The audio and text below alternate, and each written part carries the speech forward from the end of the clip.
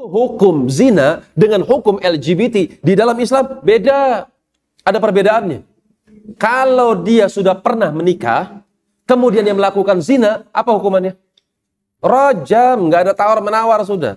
Rajam hukum sudah.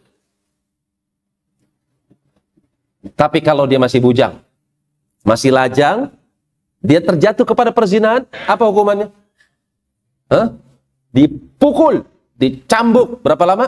70 atau 80 dorbah, 80 cambukan. Jeder, jeder, jeder, jeder. Kemudian diasingkan selama setahun. Kenapa kok harus diasingkan?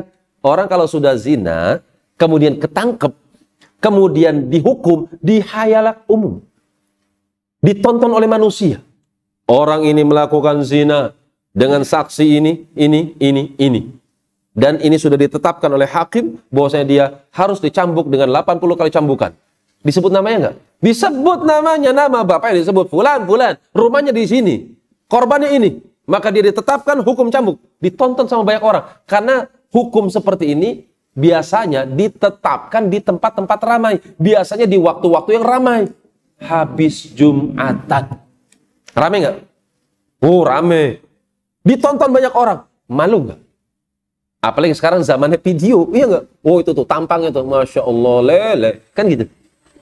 Ketika tampangnya sudah dipertontonkan di tengah-tengah umat manusia, kan malu. Tuh, diasingkan.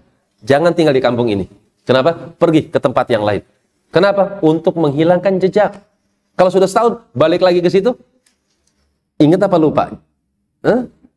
Ya lupa. Ya paling ingat ya, udah canggung, ya nggak? Mau ngungkit-ngungkit ya juga malu. Yang mau ngungkit malu, yang diungkit pun mungkin lebih minder, kan gitu. Tapi kalau udah setahun nggak ketemu, gimana kabar antum? Ya enggak? Itulah hikmahnya hukum di dalam Islam. Ini hukum zina. Jelas sampai sini?